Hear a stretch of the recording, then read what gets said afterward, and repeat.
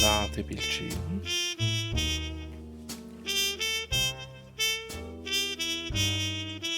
Du willst also Folgendes sagen. Erstens, es gibt da einen Korruptionsskandal, in den alle möglichen Sportler verwickelt sind. Zweitens, unser Strippenzieher ist ein Chirurg namens Mitchell. Ein Mann, der zusammen mit Dunn im Krieg war. Richtig?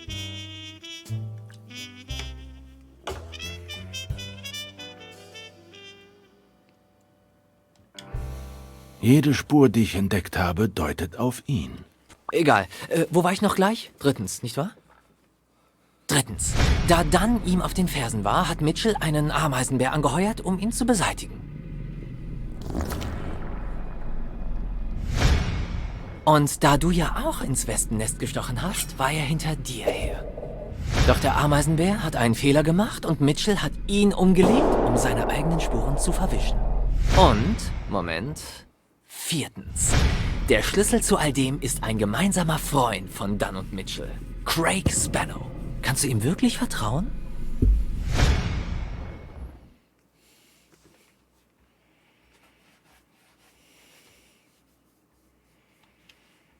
Ich glaube, er hat uns nicht angelogen.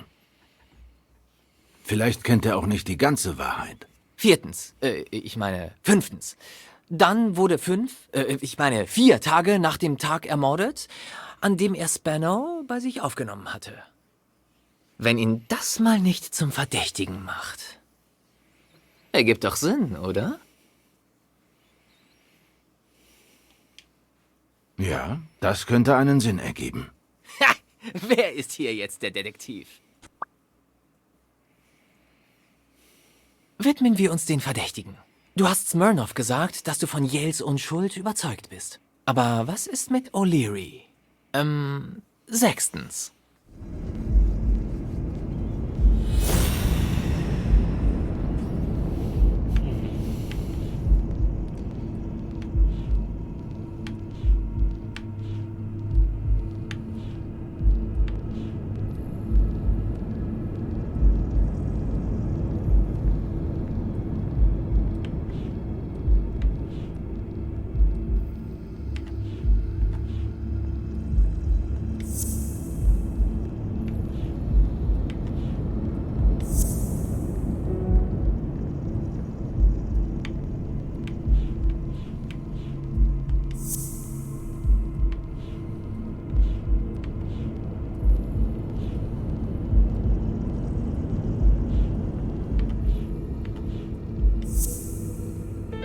O'Leary hätte nicht Randall geschickt, um Dunn umzulegen. Er hätte ihn in seinen Keller geschleift, eine kleine Ansprache gehalten und ihn dann selbst umgebracht.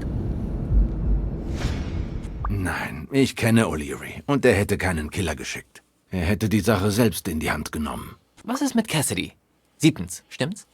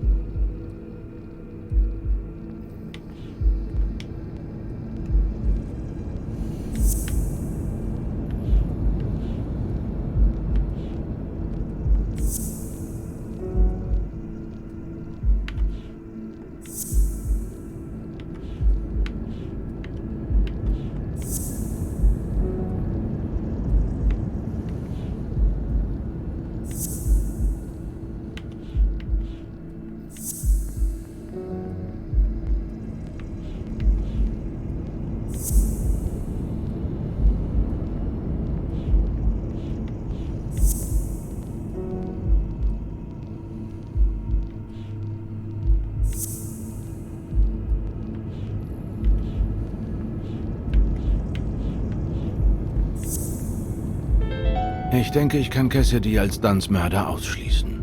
Er scheint mir zu impulsiv zu sein, um so ein hinterhältiges Verbrechen zu planen. Wer auch immer die ganze Sache geplant hat, wusste auch, dass der Selbstmord als Täuschung entlarvt werden würde. Also wurden die Spuren so gelegt, dass sie Yale belasten. Cassidy ist zu impulsiv, um so einen Plan in die Tat umzusetzen. Ja, du hast recht. Mitchell ist unser Strippenzieher. Und weißt du auch warum? Weil in den Romanen der Mörder immer jemand ist, den der Detektiv von Anfang an schon kennt. Tja, in britischen Romanen mag das ja so sein. Du weißt schon, wenn grundsätzlich alle verdächtig sind, die sich in der Villa aufhalten. Doch das hier könnte ein amerikanischer Krimi sein, wo der Detektiv bis zur letzten Szene im Dunkeln tappt. Du meinst, wir wissen immer noch nicht, wer im Hintergrund die Fäden zieht? Das habe ich nicht gesagt. Wie lief's denn mit Helen Moore? Ja, hab überhaupt nichts rausgekriegt. Obwohl es ganz vielversprechend anfing. Ich habe sie gefragt, ob ich sie zusammen mit ihrem Freund Al Stone interviewen kann. Da ich so eine große Nummer bin, sagten sie sofort ja.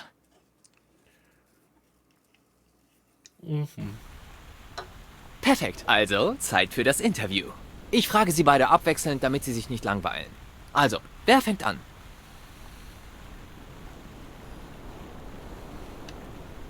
Hier eine Frage an Helen.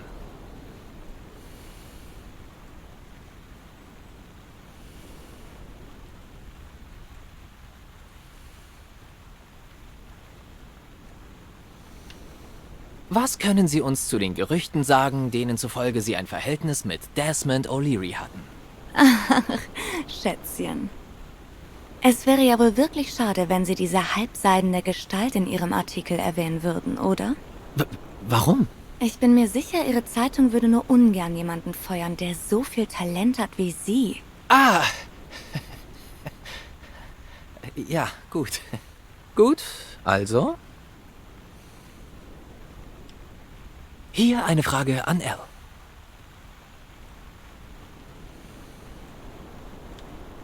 Schon in 12 Tagen wird der Herausforderer versuchen, Ihnen den Titel abzunehmen. Was geht Ihnen durch den Kopf, wenn Sie an den Kampf gegen Yale denken? Ja klar. Mein Al wird diesem Penner in den Arsch treten. Nicht wahr, mein Schatz? Ja nun, wir werden sehen. Gibt keine schwachen Gegner. Unsinn. Du bist und bleibst Weltmeister. Nächste Frage. Und weiter.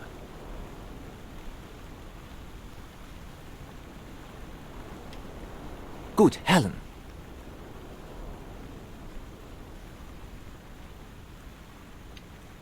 Es kann gefährlich sein, mit einem Boxer zusammen zu sein. Haben Sie denn keine Angst, dass durch die Schläge gegen den Kopf seine geistigen Fähigkeiten in Mitleidenschaft gezogen werden? Schätzchen, schauen Sie sich mal meinen Freund hier an und dann sich selbst. Glauben Sie wirklich, ich bin wegen seiner geistigen Fähigkeiten mit ihm zusammen? Helen! Schreiben Sie Folgendes. Nichts wird meinen Freund verändern. Seine Intelligenz, seine Männlichkeit und seine Integrität halten auch dem Boxen stand. Und jetzt? Also, Al.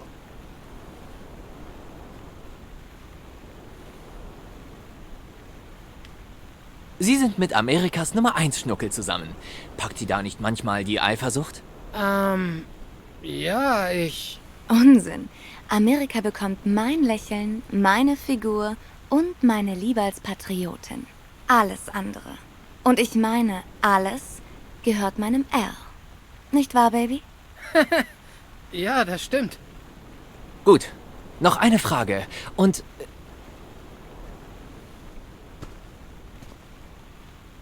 Schatz, kannst du die vielleicht beantworten? Ich muss ganz schnell einen Fan begrüßen. Bin gleich wieder zurück, Mr. Pulitzer.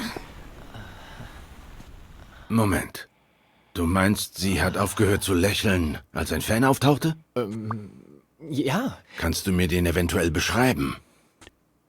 ich kann ihn dir sogar zeigen. Und zwar, sobald ich diese Fotos hier fertig entwickelt habe. Ich fand es übrigens auch merkwürdig, also habe ich, während ich Stone weiter interviewt habe, heimlich die Gelegenheit genutzt und Moore zusammen mit ihrem geheimnisvollen Fan fotografiert. Na gut, wo waren wir noch gleich?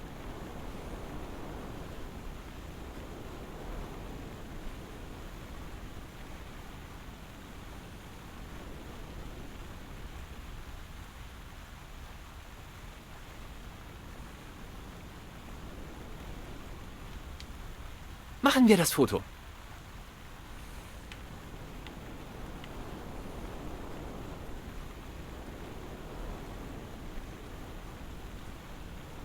Mal sehen, was Sie davon halten. Schließen Sie die Augen und legen Sie Ihr Kinn auf Ihre Faust. Der boxende Denker. So? Ja, ja. Ah, Moment, ich habe verwackelt. So bleiben, ich mache noch eins. Was ist bloß heute mit mir los? Bitte nicht bewegen.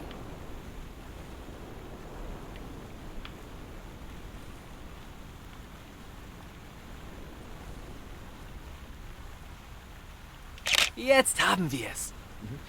Sollen wir weitermachen?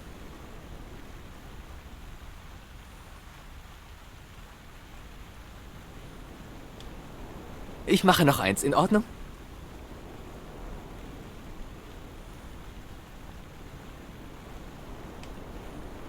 Drehen Sie sich um und zeigen Sie mir Ihren Bizeps von hinten. So? Genau.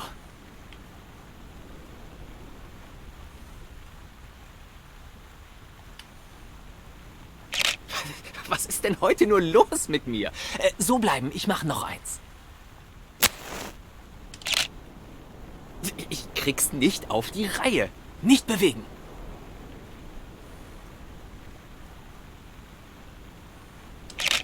Wird auch Zeit. Endlich, das war's. Warte mal. Meinst du jetzt, dass die Fotos wirklich entwickelt sind oder hast du das bloß Stone so erzählt? Beides. Sieh mal hier.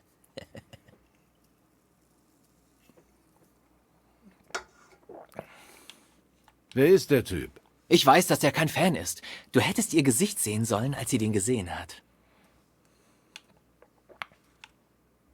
Was meinst du, wie viel wiegt so ein Bizeps? Eine Menge, aber weniger als deine Zunge. Du bist saukomisch.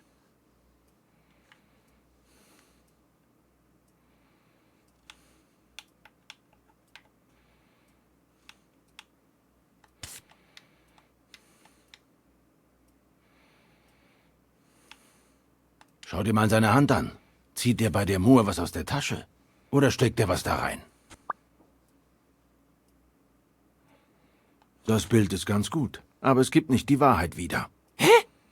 Natürlich entspricht das der Wahrheit. Ich war doch dabei.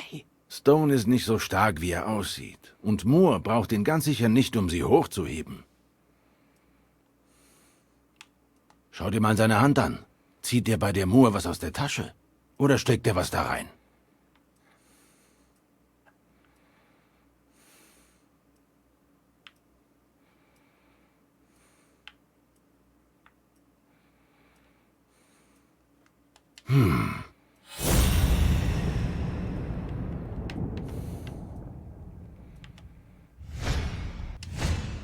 Warte mal. Das ist er. Wer? Mitchell, der Chirurg. Im Ernst? Ha! Wir haben ihn. Noch nicht.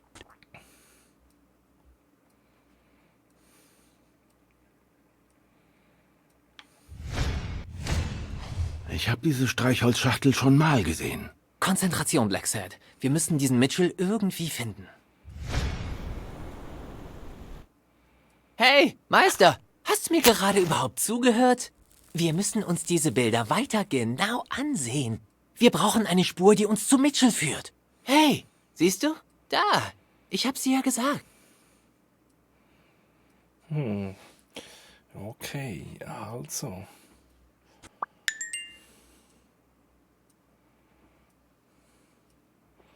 Dann müssen wir jetzt zu dem Laden auf dem Briefhölzli. Das ist genau Poolbillard, irgend so etwas ist das. Das ist drüber gekommen beim Pokerspiel.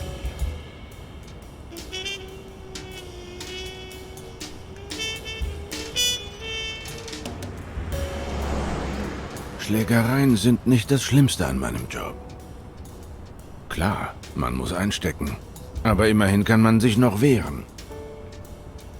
Aber wenn man die ganze Nacht im Auto sitzen muss, gibt's keinen Ausweg. Die Beine schlafen ein. Rücken und Nacken werden steif. Der ganze Körper gibt einem zu verstehen, dass er lieber woanders wäre. Es ist langweilig und monoton. Endlich gingen die Leute nach Hause. Die Bar wollte dicht machen. So. Jetzt wird spannend.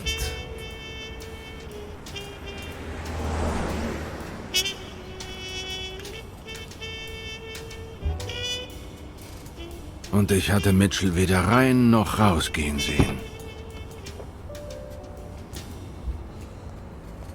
Mir blieb keine Wahl.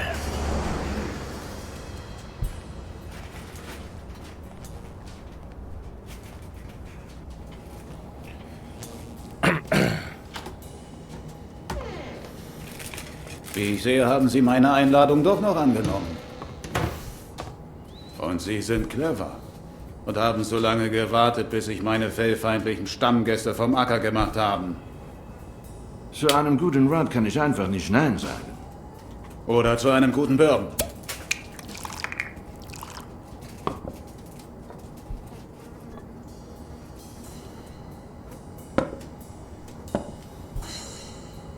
Ich schaue Ihnen in die Augen, Mr.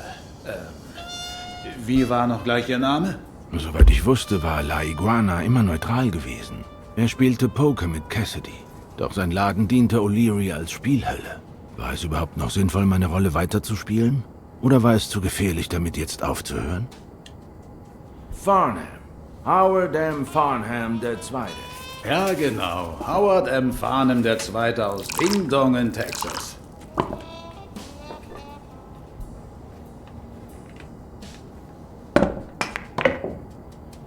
Talentiert? Sie sind beim Pool sogar noch besser als beim Poker. Das hier ist viel leichter. Kein Schummel. Sie haben kaum eine Miene verzogen, als Cassidy diesem Adler eine Lektion erteilt hat. Was soll man da groß sagen?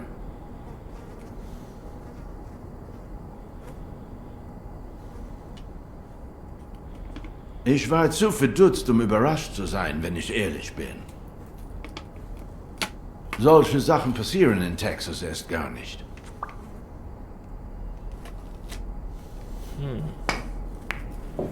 Verdammt. Ach, keiner ist perfekt. Sagen Sie, was wollen Sie wirklich von Cassidy? Das ist mir noch nicht wirklich klar.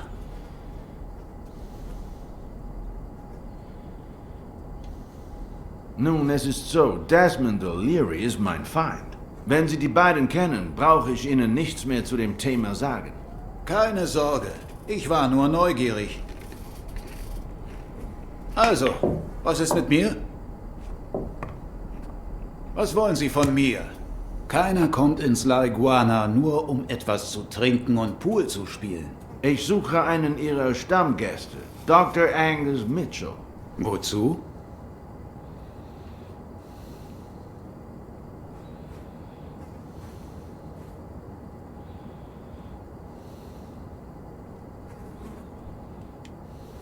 Das ist eine Sache zwischen Dr. Mitchell und mir.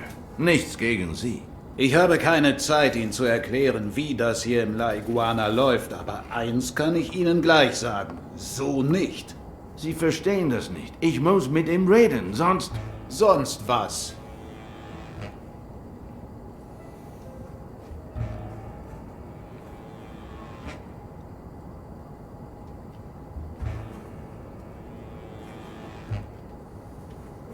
Ich glaube nicht, dass Cassidy allzu begeistert wäre, wenn er wüsste, welche Rolle dieses Loch hier für O'Learys Glücksspiel-Imperium spielt. Können Sie mir folgen? Sie Hurensohn. Also gut. Geben Sie mir Ihre Nummer. Ich lasse es Sie wissen, falls Mitchell auftaucht. Nein. Sie werden ihn jetzt sofort anrufen und ihm diese Nachricht übermitteln. Aber wenn man die ganze Nacht im Auto sitzen muss, gibt's keinen Ausweg. Die Beine schlafen ein. Rücken und Nacken werden steif. Der ganze Körper gibt einem zu verstehen, dass er lieber woanders wäre. Es ist langweilig und monoton. Es ist so schlimm, dass die Gedanken wie in einer Endlosschleife kreisen, so als säße man beim Observieren im eigenen Auto fest. Der Besitzer des La Iguana sollte Mitchell sagen, dass ein gewisser Ameisenbär noch am Leben sei.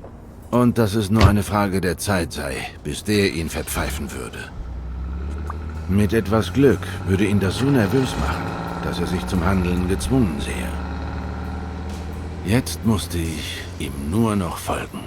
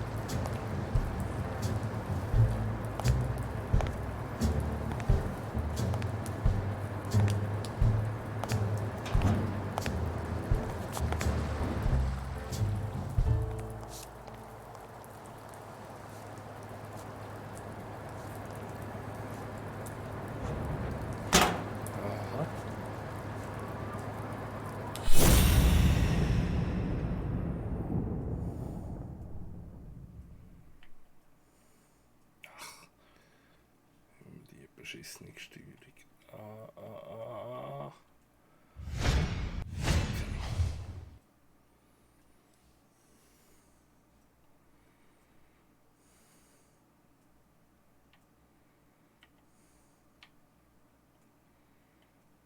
So, das ist ja Pistole, genau.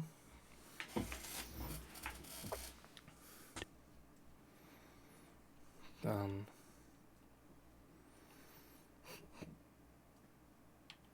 Koffer.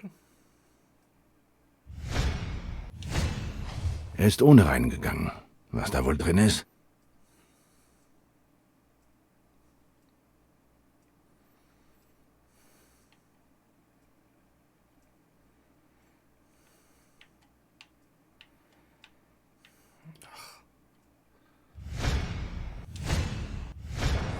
Alles wird gut, keine Sorge.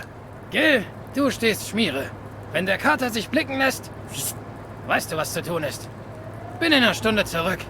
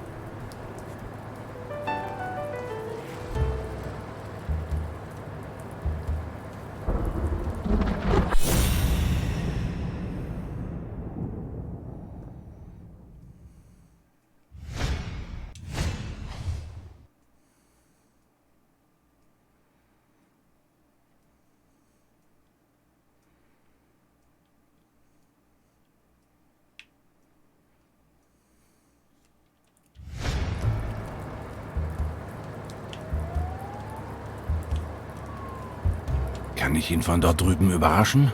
Obwohl, wie sollte ich da hinkommen?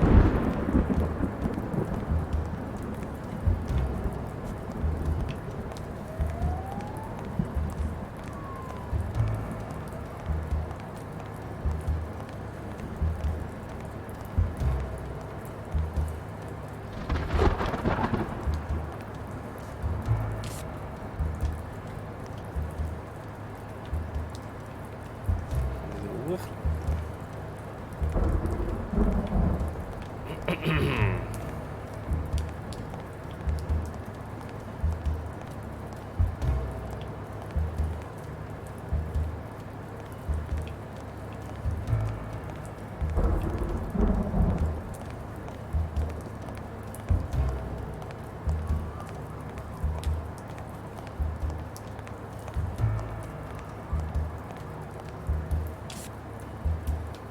ist mega cool. In Prag hat es mega viele von diesen Bildern.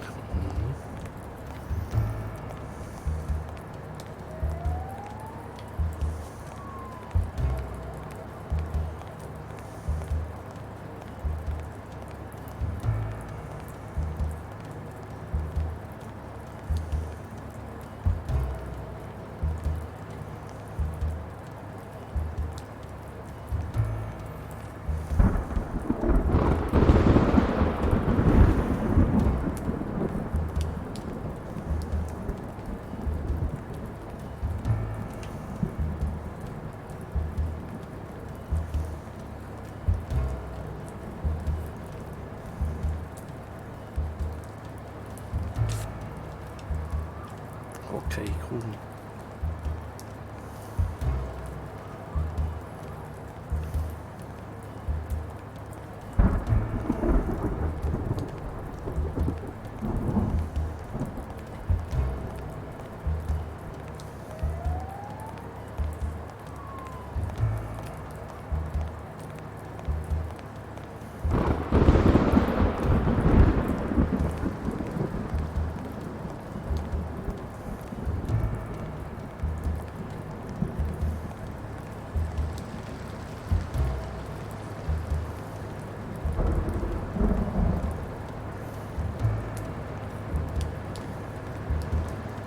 Wenn man sich nur Stille wünscht, ist Lärm der beste Freund.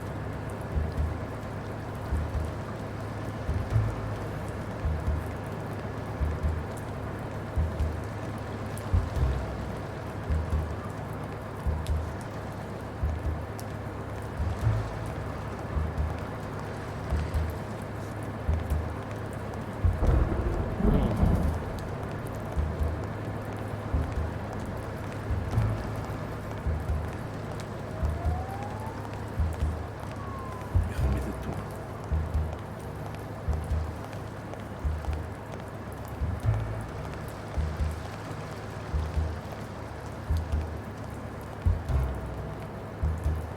Muss ich mit dem Schiff etwas machen?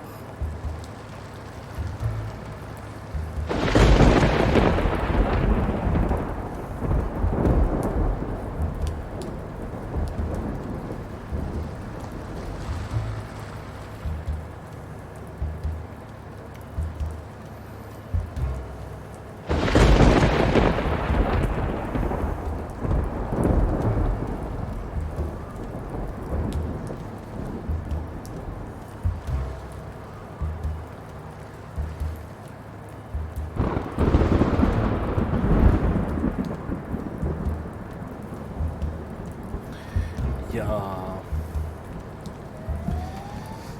Ja, ich glaube, ich muss da ein bisschen mehr Zeit investieren dann.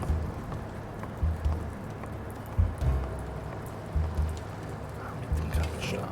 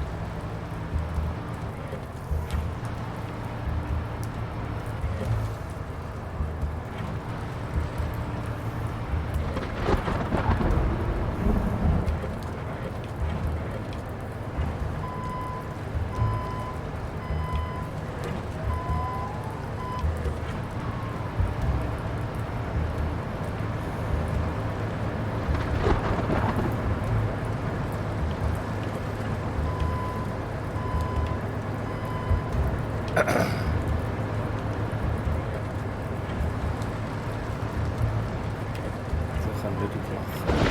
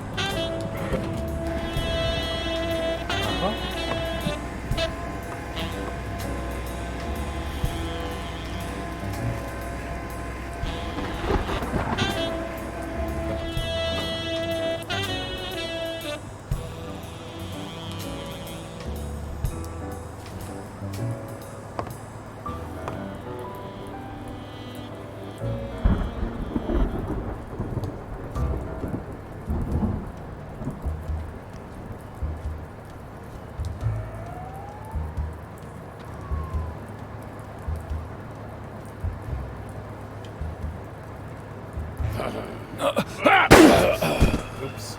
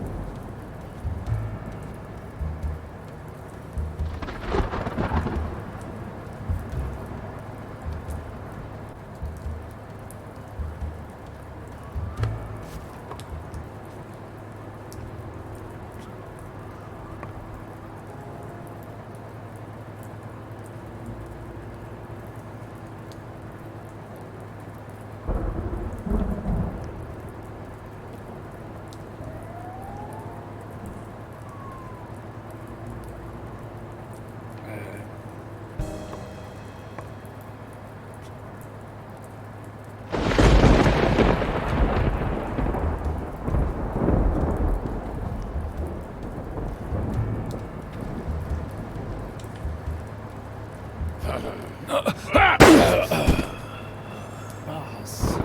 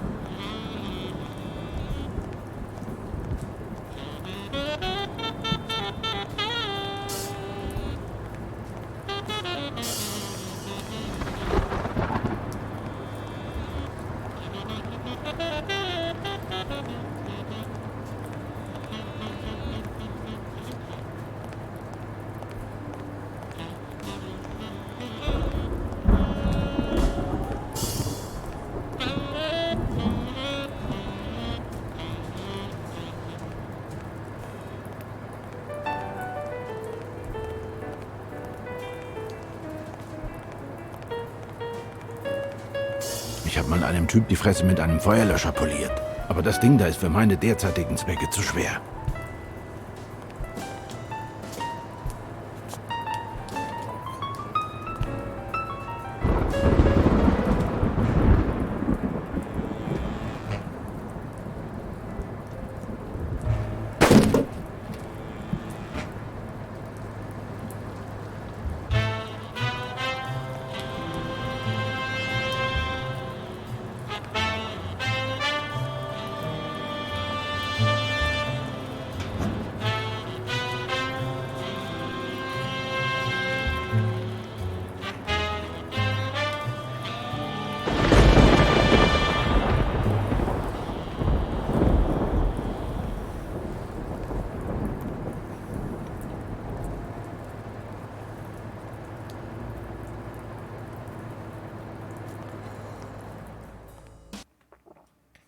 Okay.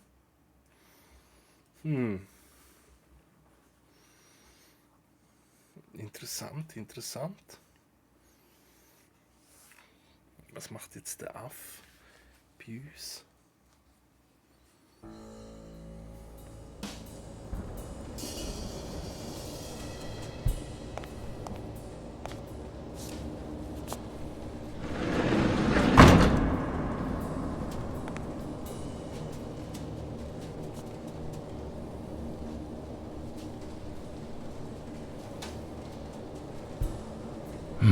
Was sich hier wohl verbirgt?